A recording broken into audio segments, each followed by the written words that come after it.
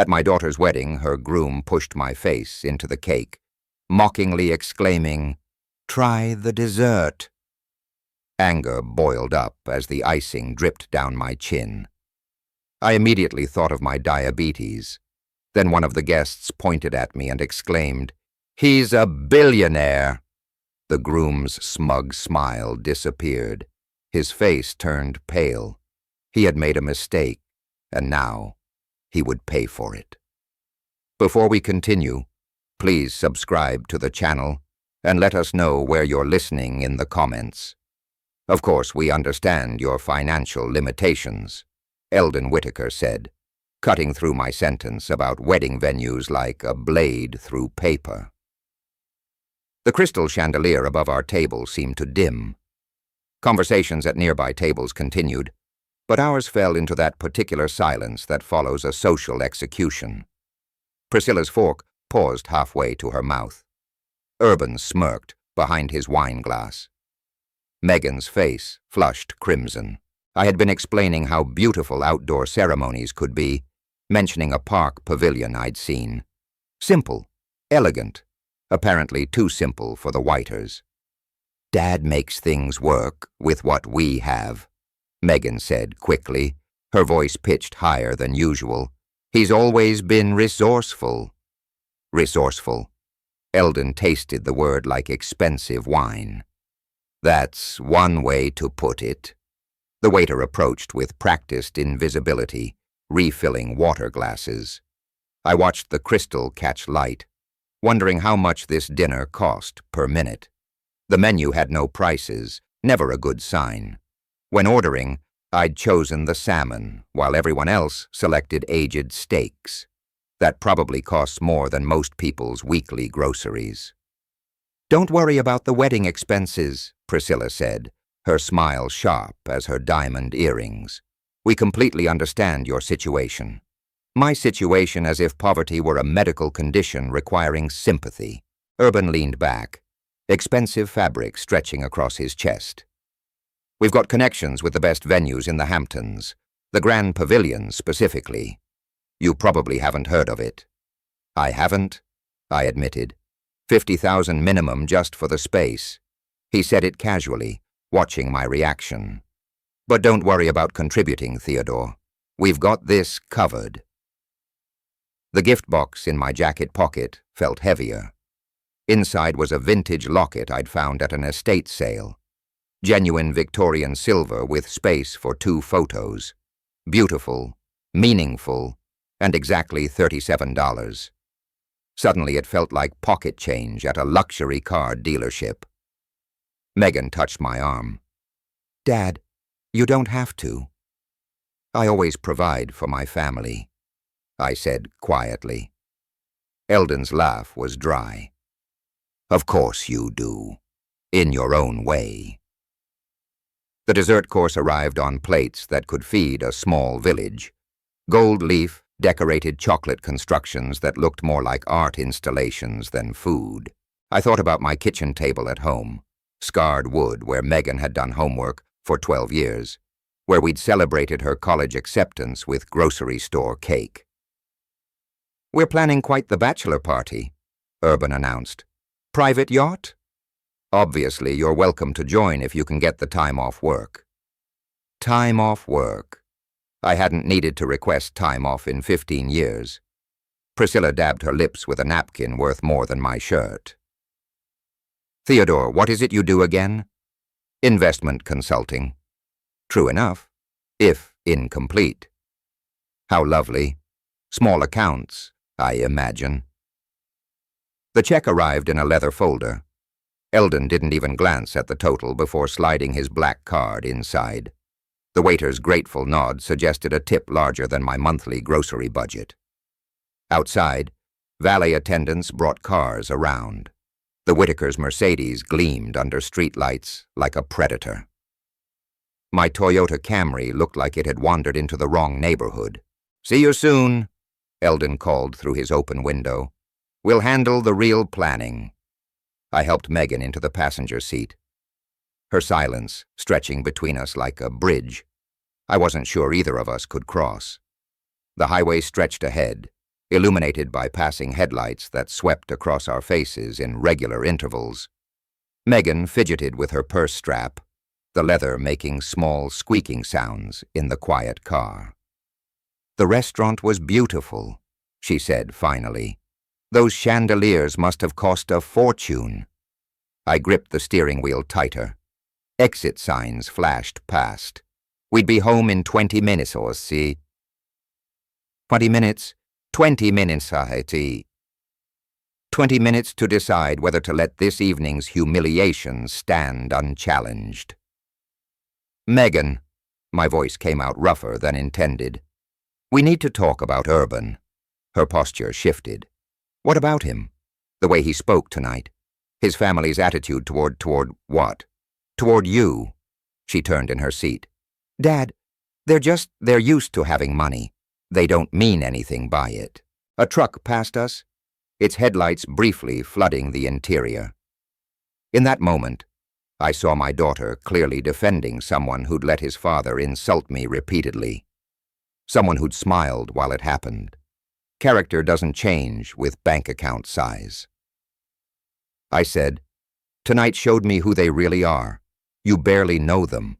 I know enough. I've seen how Urban treats service workers, how he talks about people he considers beneath him. Tonight, that included me." Megan's laugh was sharp. "You're being paranoid and frankly a little controlling." The word hit harder than Eldon's condescension. Controlling? As if wanting better for my daughter meant restricting her freedom. "I'm not trying to control you," I said carefully. "I'm trying to protect you from making a mistake that will cost you decades of unhappiness." "A mistake?" Her voice rose. "My engagement is a mistake.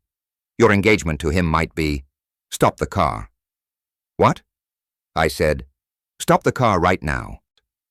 I glanced at her face, illuminated by dashboard lights. Fury and hurt warred in her expression. This wasn't the conversation I'd planned. This wasn't how it was supposed to go. "Megan, let's just pull over, Dad." "Now," I signaled and eased onto the shoulder. Before the car fully stopped, she was unbuckling her seatbelt. "You don't understand anything," she said, grabbing her purse. "You don't understand Urban. You don't understand his family, and you definitely don't understand what I need." "Sweetheart, please. What I need is support for my father, not judgment. What I need is someone who trusts me to make my own decisions." She opened the door. Cool night air rushed in, carrying the smell of exhaust and distant rain. "Where are you going?" "Anywhere but here." She stepped out, then leaned down to look at me. "I'll call Urban to pick me up. At least he doesn't think I'm too stupid to choose my own life." The door slammed. I watched her walk toward a gas station, her heels clicking on asphalt. My phone buzzed, already texting him, probably already choosing him over me. I sat there until she was inside the fluorescent-lit convenience store until I was sure she was safe. Then I pulled back onto the highway alone with the radio playing softly in the weight of what I just lost. The empty passenger seat seemed to echo with her absence. As I turned into my driveway in Hoboken, the modest two-story house looked smaller than usual. The porch light cast familiar shadows across the garden where Megan had helped me plant tomatoes every spring since she was 8. A week ago, everything had been different. A week ago, I'd been sitting at the same kitchen table, morning coffee steaming beside the financial section of the Times. April 22nd had started like any other Tuesday. Quiet, predictable, content. The house smelled of French roast and the faint lavender soap Megan preferred when she visited. My phone had rung at exactly 8:47 a.m. "Dad," her voice had bubbled through the speaker. "I have news?" I'd set down my coffee, smiling at her excitement. "Good news, I hope." "The best news," Urban proposed. The joy in her voice had been infectious. Whatever reservations I'd harbored about her boyfriend dissolved temporarily in the face of her happiness. She deserved love, deserved someone who cherished her. "Tell me everything," I'd said, settling back in my chair. "It was perfect, Dad." He took me to Central Park, to that spot overlooking the reservoir where we had our first date. Got down on one knee right there on the path with joggers and dog walkers as witnesses. The ring is gorgeous, a princess-cut diamond that catches light like crazy. I'd pictured it, my daughter's face glowing with happiness, surrounded by strangers who'd probably applauded. The image warmed me despite my concerns about Urban's character. "I'm so happy for you, sweetheart. There's going to be an engagement dinner next week. You'll get to meet his parents properly. They're wonderful people, Dad. His father built their business from nothing. He'll probably have lots to talk about with you." That's when I'd made the decision that led to tonight's disaster. "Megan, before we meet them, I need to ask you something." "A favor? Anything?" I'd stood up, pacing to the window that overlooked my neighbor's ordinary lawn. "I'd like to keep my financial situation private. Let them think I'm just a regular working person." Silence had stretched between us.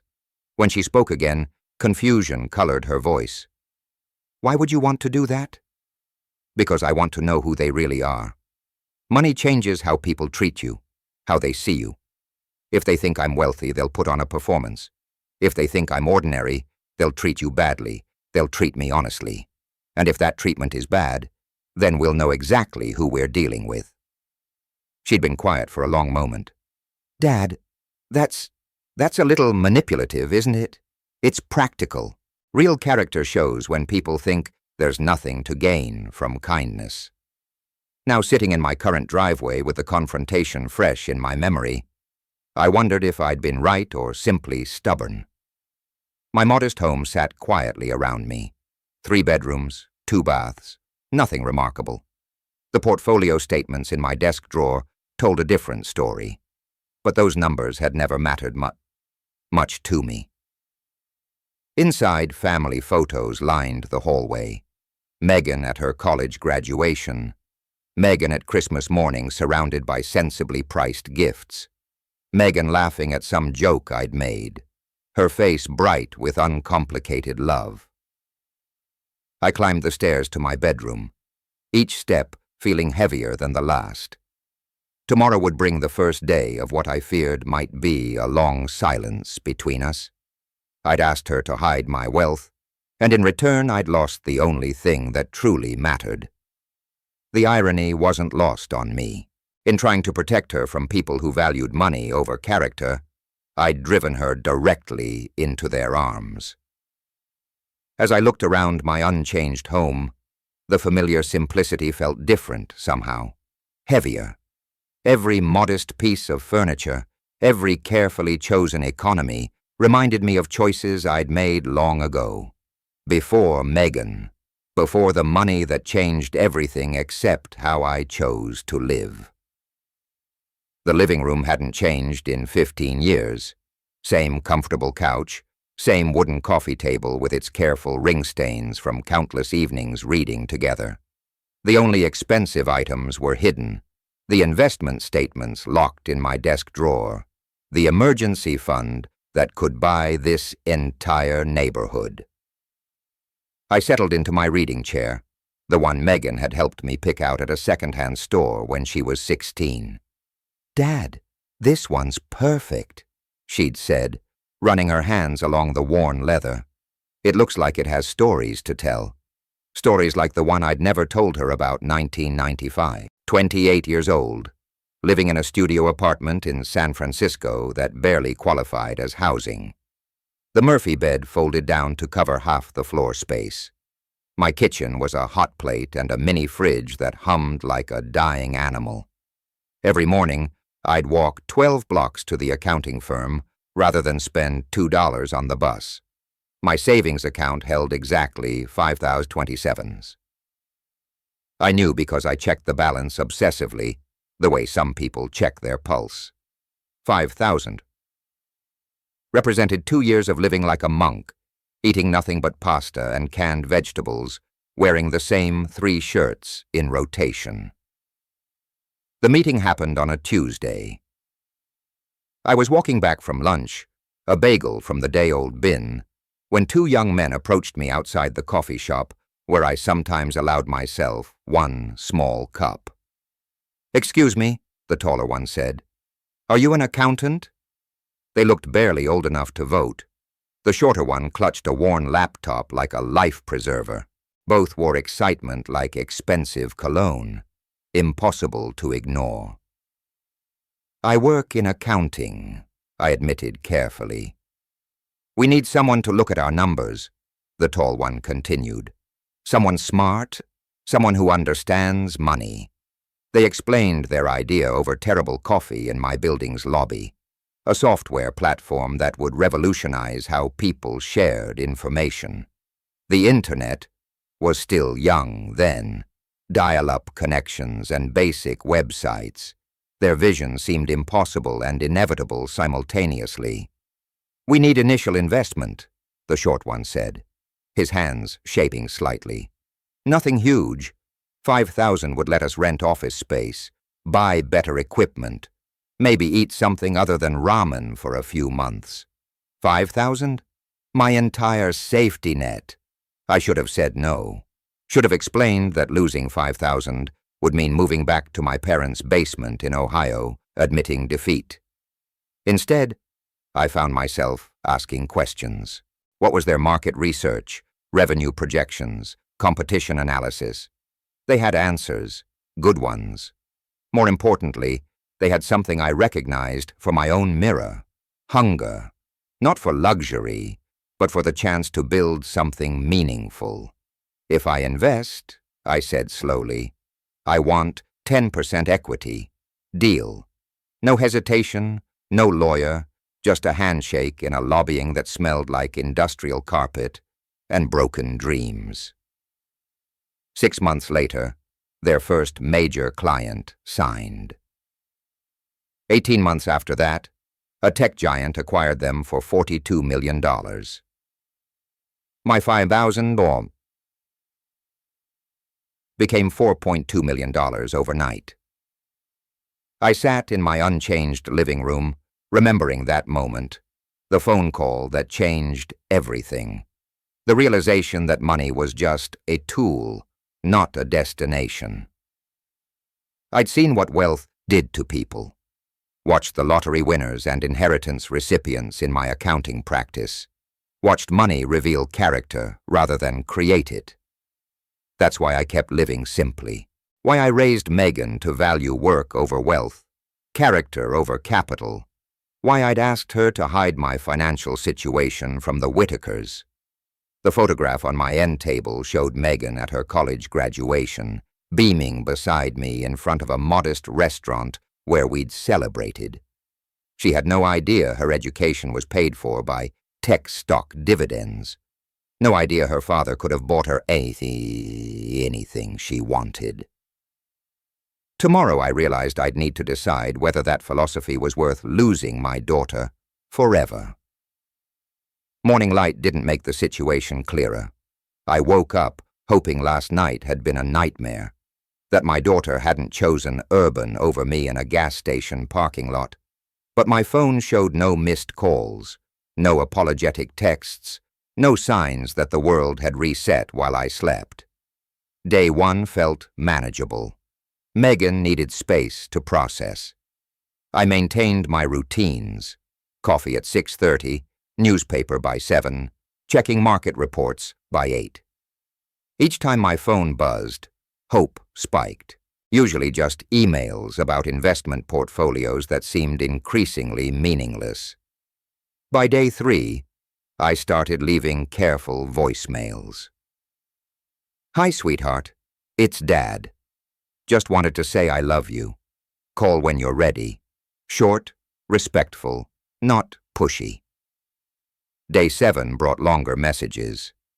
"Megan, I've been thinking about our conversation. Maybe I could have expressed my concerns differently.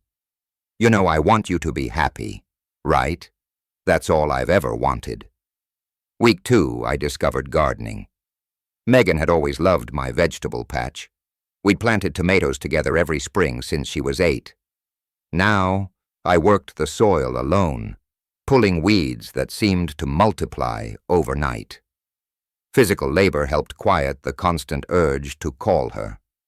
The tomato seedlings I'd bought weeks ago sat in their plastic containers, waiting, too late to plant them now without her. The tradition felt incomplete, like trying to clap with one hand. Week 3 brought desperation disguised as productivity. I organized 20 years of photographs, finding hundreds of Megan at every age. Birthday parties, school plays, graduation day. In every picture, she looked at me with complete trust. When had that changed? My voicemails grew longer, more emotional. I keep thinking about when you were 12 and broke Mrs. Peterson's window with that baseball. You were so scared to tell me. But when you did, we went together to apologize and pay for repairs. Remember what I told you? That mistakes don't define us. How we handle them does. I think I made a mistake with Urban. Can we figure out how to handle it together? The wedding invitation never came. Day 25. I drove past Megan's apartment building, not stopping, not stalking, just confirming she existed. Her car sat in its usual spot, confirming nothing except geography. Day 28 brought panic. Wedding shops, caterers, photographers, everything required final decisions. Was I excluded completely? Would I watch my only child marry someone I didn't trust without being present for the moment? Megan, it's Dad again. I know I've called a lot this week. Tomorrow is June 1st. I assume that's still your wedding day. I understand if you don't want me there, but I need to know. Please just tell me if you're okay. My voice cracked on that last message. 30 days of silence had worn down my composure like water on stone. Day 30. I prepared dinner for one simple pasta, the kind Megan and I used to make together on Sunday nights. The table felt enormous, with only one place setting. The empty chair across from me, a constant reminder of what I'd lost through stubborn principle.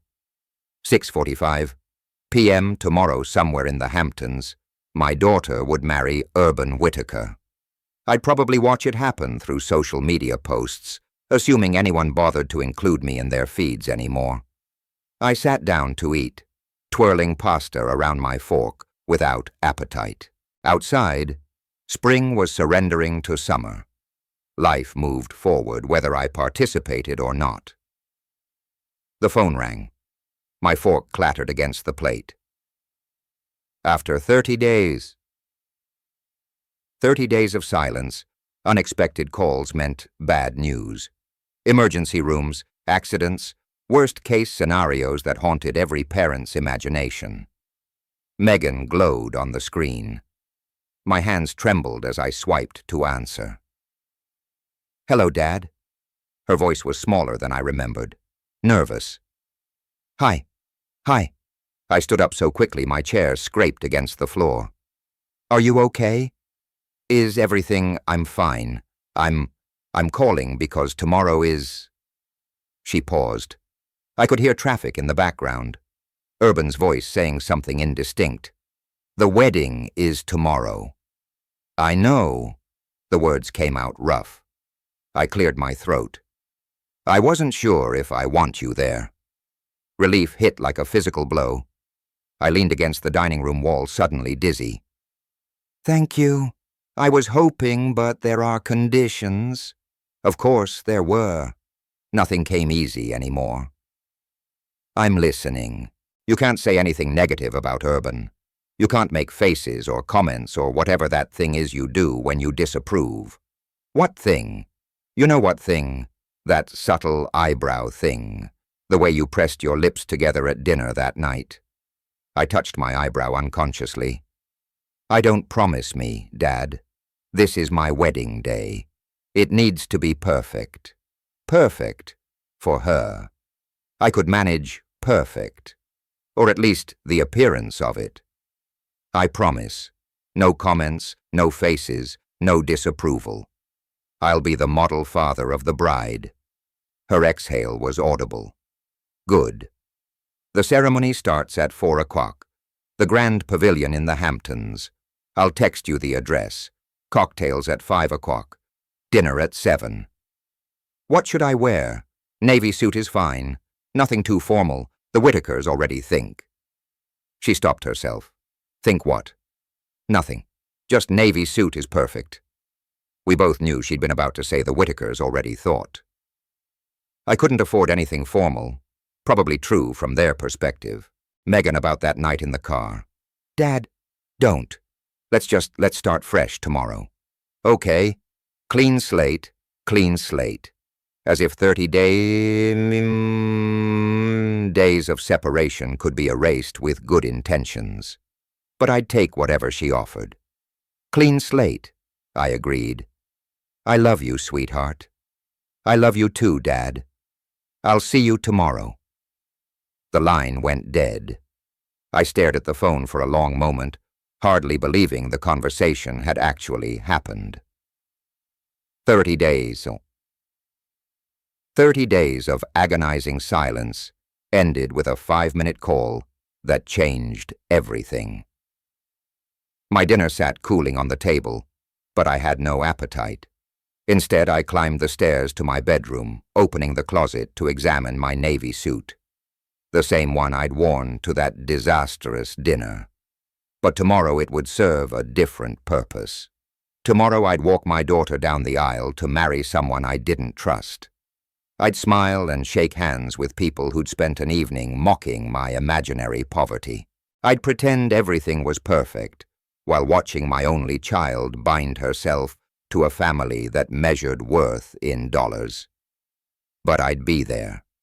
After 30 days of wondering if I'd lost her forever, I'd be there. Sometimes that had to be enough. Sunlight streamed through my bedroom window at exactly 6:30, the same time I'd been waking for 30 years.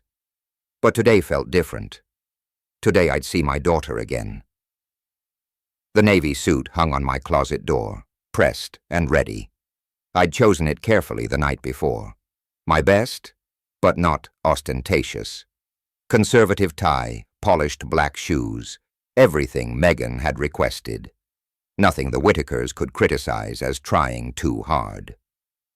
Breakfast required careful planning.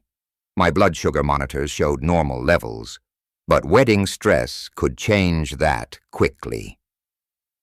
I took my morning insulin, ate steel-cut oats with measured precision, checked the glucose meter twice. Diabetic emergencies at my daughter's wedding weren't on today's agenda. The weather forecast promised perfection. 72 degrees, a light breeze, no chance of rain. The kind of day Megan had dreamed about since childhood, when she'd plan elaborate backyard weddings for her dolls. Coffee helped steady my nerves. I'd managed 3 hours of genuine sleep, the first peaceful rest in weeks. Hope was a powerful sedative. By 8 o'clock I was dressed and examining my reflection. Modest but respectable, clean-shaven. Careful grooming, a touch of cologne Megan had given me last Christmas. I looked like exactly what the Whitakers expected, a working man who'd done his best. You can do this, I told my reflection. No comments, no faces, no disapproval. Perfect behavior. The gift had required serious consideration.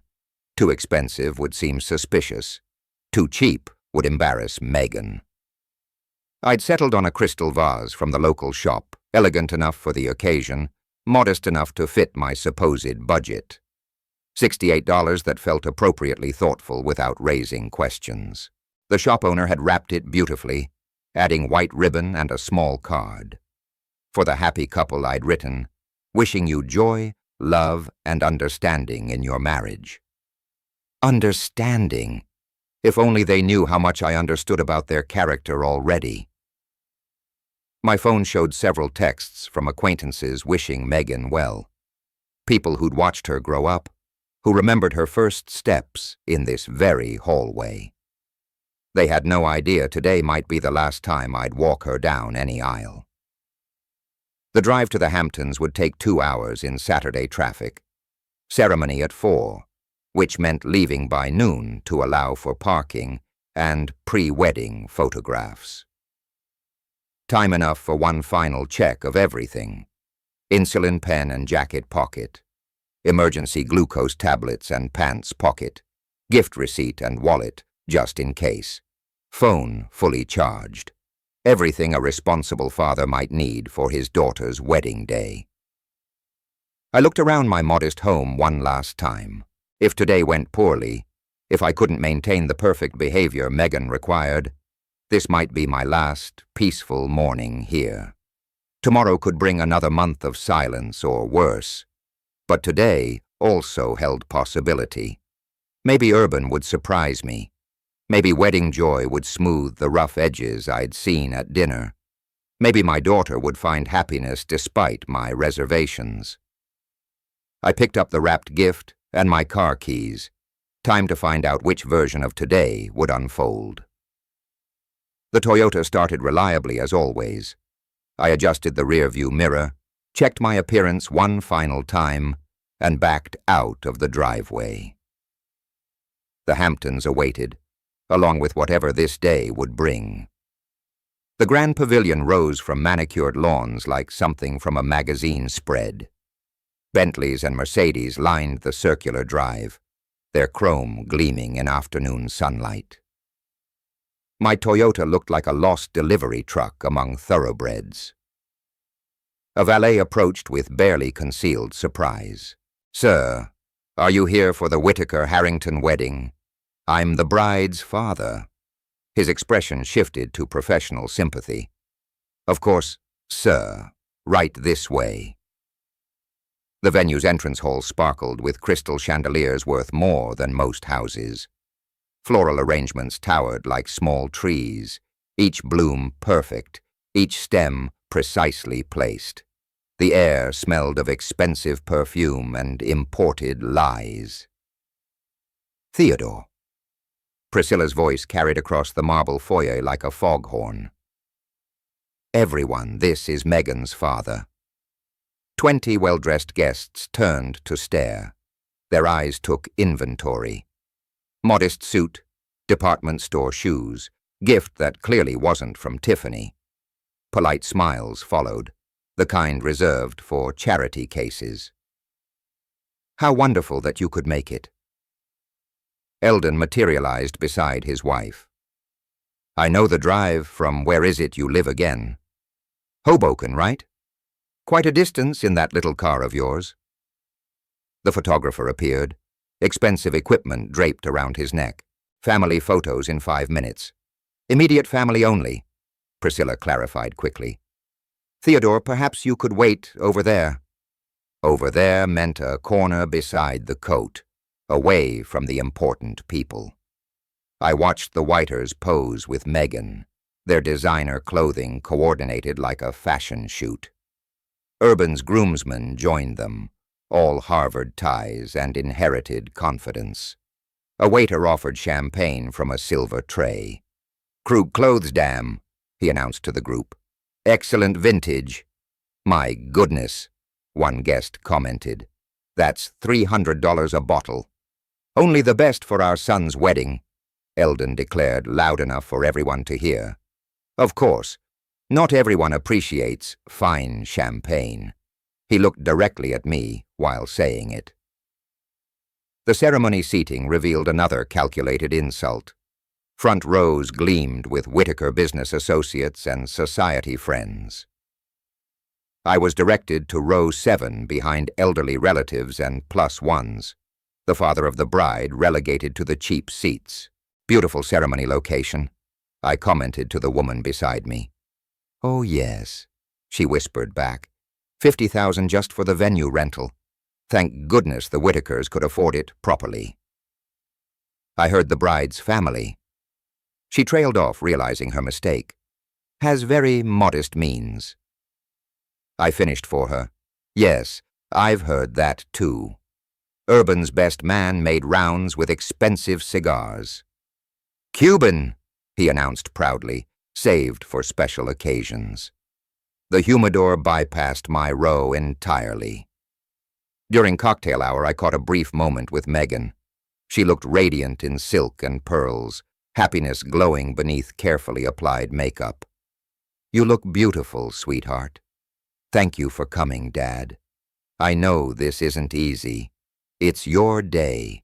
That's all that matters. She squeezed my hand. Urban's family means well. They're just particular about their traditions. Particular? Like excluding the bride's father from family photos and seating him with strangers. I'm fine, I assured her. Go enjoy your reception. Dinner service began with theatrical flourish. Waiters emerged in synchronized formation, carrying plates that belonged in art galleries. 5 courses, each more elaborate than most restaurant entrees. The wine pairings alone probably cost more than my monthly grocery budget. From my distant table, I watched the head's animated conversation. Urban gestured expansively, telling stories that made his groomsmen laugh. Occasionally he glanced toward my table with that same smirk I remembered from our first meeting. The dessert station appeared like a sugary cathedral. Wedding cake towered 5 tiers high, surrounded by chocolate sculptures and artisanal pastries. Guests gathered around, phones capturing every angle. I remained seated, observing from afar, as always. The dessert presentation resembled a museum exhibition. 5-tier wedding cake dominated the center, surrounded by chocolate sculptures that belonged in art galleries rather than dinner plates. Guests circled the display with phones raised, capturing every ornate detail. I approached carefully, mindful of my position as perpetual outsider. The chocolate fountain gurgled expensively. Pastries arranged like jewelry sparkled with gold leaf. Everything designed to impress. Nothing designed for someone with diabetes. A waiter noticed my hesitation. Can I help you select something, sir? Do you have any sugar-free options? I'm diabetic. Of course, we have fresh fruit, sugar-free chocolate mousse, and some lovely almond cookies made with stevia. Simple request, medical necessity, nothing embarrassing about managing a health condition responsibly. That sounds perfect. The fruit, please. Behind me, conversations continued. Wedding guests compared vacation homes and stock portfolios. Normal wealthy people talk, the kind I could afford, but chose not to engage in. What's that about diabetic options? Urban's voice cut through the background chatter like a saw through silk. He approached the dessert station with slightly unsteady steps, champagne clearly affecting his judgment. I was just asking about sugar-free. Sugar-free? His laugh was too loud, drawing attention from nearby guests. Let me guess. You can't afford the proper medical care either. Conversations paused, heads turned toward our exchange. The elegant atmosphere shifted. Sensing drama. I manage my condition just fine. Of course you do, with free clinic visits and discount medication. Urban's voice carried across the room, now performing for an audience. But hey, at least you made it to the wedding, right? Even if you can't afford a proper dessert. Urban. Megan's voice appeared behind us. What's going on? Just helping your father understand the dessert options, he said, that familiar smirk spreading across his fleshed features. Apparently, beggars really can be choosers when it comes to wedding cake. Beggars? The word hung in the air like a curse. 50 guests had gone silent, sensing something ugly about to unfold. Waiters froze mid-service. Even the chocolate fountain seemed to quiet its gurgling. That's enough, Megan said sharply. Is it? Urban stepped closer to me, alcohol making him bold, cruel, honest. Because I'm tired of pretending this is okay. Tired of watching your deadbeat father embarrass our family. He's not embarrassing anyone. Look at him. Urban gestured wildly at my modest suit, my careful posture, my simple presence among their luxury. Look at this whole pathetic situation. Then his hands moved, fast, decisive, drunk, but purposeful. My face hit the wedding cake with a sound like expensive fabric tearing. Frosting filled my eyes, my nose, my mouth. 5 tiers of architectural sugar collapsed around me. Vanilla and chocolate mixing with shock and humiliation. The room exploded into gas, shrieks, nervous laughter. Someone's phone camera flashed. A woman screamed. Chairs scraped against marble as people stood for better views. I straightened slowly, cake dripping from my hair, frosting sliding down my cheeks. The taste was actually quite good. Expensive vanilla with real butter, the kind of cake I could afford but would never order. Through the sugary mess coating my eyelashes, I saw faces, shocked faces, entertained faces, disgusted faces, Megan's horrified face. "What have you done?" she whispered. Urban stood there grinning, pleased with his performance, completely unaware that he'd just made the biggest mistake of his privileged life. The crack of Megan's palm across Urban's face echoed through the stunned silence like a gunshot. Red bloomed across his cheek as he staggered backward, shock replacing his drunken smirk. "How dare you?" Her voice carried across the marble floor, reaching every corner of the reception hall. "How dare you lay a hand on my father?" I continued wiping vanilla frosting from my eyes, tasting expensive buttercream, while processing what had just happened. Wedding guests formed a loose circle around us, phones already recording what would become the social media scandal of the season. "Megan, calm down," Urban stammered, touching his re-eaning cheek. "It was just what? Just assault. Just humiliating the man who raised me while you stood there laughing." A voice boomed from across the room, cutting through the chaos like authority itself. "Enough!" Charles Beaumont rose from his seat at table 12, his silver hair catching crystal chandelier. Light. At 65, he commanded attention through presence rather than volume. The room quieted as he approached our disaster. "Ladies and gentlemen," Charles announced, his voice carrying the weight of boardroom authority, "allow me to introduce Theodore Harrington. Some of you may recognize him as the founding investor in Technova Industries." Murmurs rippled through the crowd. Several guests straightened, suddenly paying attention. "Theodore," Charles continued, his eyes finding mine across the frosting-covered chaos, "is one of America's most successful private investors. His portfolio includes early stakes in companies that transformed the digital landscape. Current net worth," he paused dramatically, "well, north of $1 billion. The room exploded into whispers, heads turned toward each other, then back to me, then to Urban, whose face had drained of all color. "That's Theodore Harrington." A woman near table 8 gasped. "The Techna Theodore Harrington." I knew he looked familiar. Another guest added, "His investment fund's been legendary in Silicon Valley for decades." "Wait," someone else called out. "The man who turned 5,000 into 4 million in 2 years. That Theodore Harrington." I straightened my frosting-stained jacket, meeting Charles's supportive gaze with a slight nod. Around us, recognition spread like wildfire through the assembled crowd. Business connections, investment stories, whispered confirmations of wealth that made the Whitakers' $3 million look like pocket change.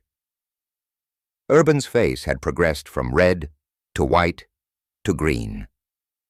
Behind him, Eldon and Priscilla stood frozen, their expressions cycling through confusion, recognition, and dawning horror. But he drives a Toyota," Priscilla whispered to no one in particular. "He lives in Hoboken," Eldon added weakly. Charles smiled grimly. "Exactly. Theodore understands something your family clearly doesn't. Money doesn't define character. Character defines how you treat people regardless of their apparent financial status."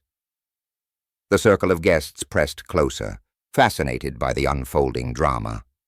Some looked embarrassed for having witnessed the assault. Others seemed thrilled by the social catastrophe they'd stumbled into. Urban opened his mouth several times without producing sound, like a fish pulled from expensive water. I finished wiping the last of the cake from my face and looked around the room at all the staring faces. People who'd ignored me an hour ago now watched with newfound respect and barely concealed mortification. The Whittaker family began moving toward me with panicked expressions, their social calculation skills finally catching up to reality. "Theodore, please." Eldon reached me first, his business instincts overriding social paralysis. "This is all a terrible misunderstanding." I continued brushing cake crumbs from my sleeves, maintaining the same quiet dignity I'd shown all evening. Around us, wedding guests had formed an amphitheater of fascinated spectators. "Misunderstanding?" I looked at Eldon calmly. "Your son just physically assaulted me in front of 200 witnesses. Which part did I misunderstand?" Urban stumbled forward, alcohol and panic making him clumsy. "Mr. Harrington, sir, I didn't know. I mean, if I'd realized what? That I might be wealthy." I shook my head slowly. "So assault is acceptable if the victim is poor?" "No, that's not." I didn't mean Urban's words tangled around his tongue. Sweat beaded on his forehead despite the air conditioning. Priscilla appeared at her son's shoulder, damage control instincts engaged. "Theodore, surely we can put this unfortunate incident behind us. Family disagreements happen at weddings. Emotions run high. Family disagreements." I repeated her words like they were foreign language. "Is that what you call your month of systematic humiliation? Your deliberate exclusion from photographs? Your son's physical violence?" "We apologize," Eldon said quickly, his tone shifting into business negotiation mode, completely unreservedly. "Let's start fresh, shall we?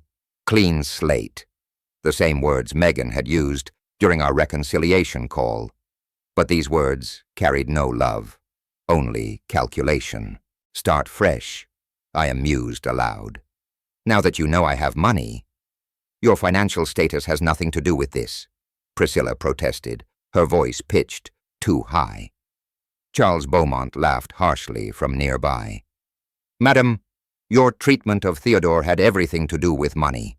You spent 2 months mocking a man you believed was poor. Now you want friendship because he's rich." "That's not true," Urban said desperately. "I would have treated him the same either way." "Really?" I asked, quietly. "The same way you treated the waiters tonight, the valet who parked your car, the housekeeping staff." Urban's mouth opened and closed soundlessly. "Your character," I continued, "was revealed perfectly tonight. Not by what you did to a poor man, but by how you acted when you thought consequences didn't matter." "Please," Eldon tried again. "Business aside, personal aside, you're going to be family. We need to work together, family." The word tasted bitter. "I watched you teach your son that money determines human worth, that poverty justifies cruelty, that wealth excuses anything." I brushed a final piece of frosting from my shirt collar. "You want to start fresh? Here's my fresh start. I'm leaving. You can't just walk away. Priscilla said, desperation creeping into her voice. Think about Megan. Think about the business opportunities. Think about what we could accomplish together. Business opportunities. Even now, facing social catastrophe, they calculated profit margins. I'm thinking about Megan, I said quietly. I'm thinking she deserves better than a family that measures love in dollars. Urban grabbed my arm as I turned toward the exit. Wait, I can change. I can be better. I looked down at his hand, gripping my sleeve, then back to his face. You're 30 years old. This is who you are. The crowd parted as I walked toward the doors, whispers following in my wake. Behind me, the Whitakers' voices rose in increasingly frantic appeals, but their words meant nothing now. They'd shown me exactly who they were when they thought it didn't matter.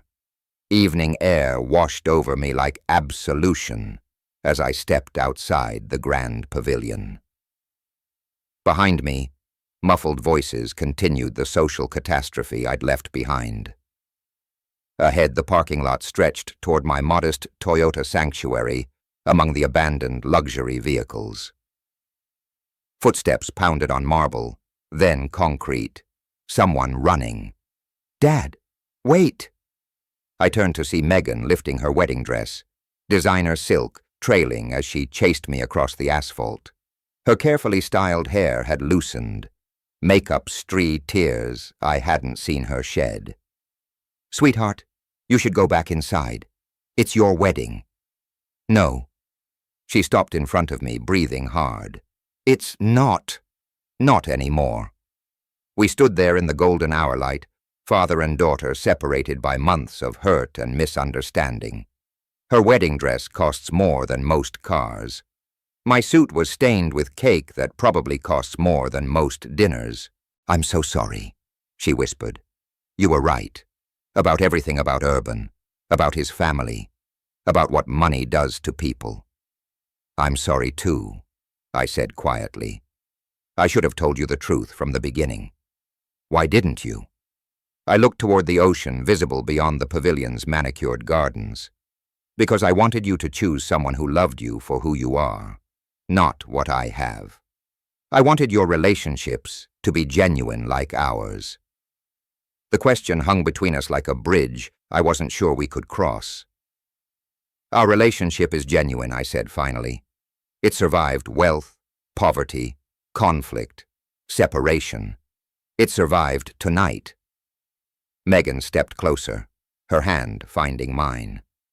I spent 2 months angry at you for not trusting my judgment. But you knew. You saw what I couldn't see. I saw what I was afraid to see. Sometimes being right doesn't feel like victory. She laughed, but it came out more like a sob. I just left my own wedding reception to chase my father across a parking lot in a 20,000 address. 20,000? I raised an eyebrow. For that much, it should have come with better running shoes. Her laugh was real this time. Take me home, Dad. What about your reception, your guests? What about them? Let Urban explain to his family's friends why the bride disappeared. Let them figure out their own social disaster. I looked at my daughter in her expensive wedding dress, standing beside my 10-year-old Toyota Camry. The symbolism wasn't lost on either of us. You sure about this? I've never been more sure of anything. I opened the passenger door for her, and she gathered $20,000 worth of silk into the modest interior. As I walked around to the driver's side, I saw guests beginning to emerge from the pavilion, probably wondering where the bride had gone. Where to? I asked, starting the engine. Home, she said simply. Your home, our home. The drive back to Hoboken took us through familiar territory, past the places where I'd raised her, where we'd built a life based on values rather than valuations. The late afternoon sun painted everything golden, making even the modest neighborhoods look magical. I understand now, Megan said as we crossed the bridge toward home. Why you live the way you do. Why you never flaunted the money. Money is a tool, I said, not an identity, not a measure of worth, just a tool for building the life you actually want. What life do you want? I pulled into my driveway, looking at the simple house where I'd raised my daughter to be strong, independent, and kind. This one? Exactly this one. We sat in the car for a moment, watching the sunset over our neighborhood. Simple houses, modest lawns, genuine relationships built on character rather than capital. Come on, I said finally. Let's go inside. I'll make coffee and we can figure out what comes next. Together we walked toward the front door of the little house that had always been rich in everything that mattered. If you like this story, please like this video, subscribe to the channel, and share your impressions of this story in the comments. To listen to the next story, click on the box on the left. Thank you for watching.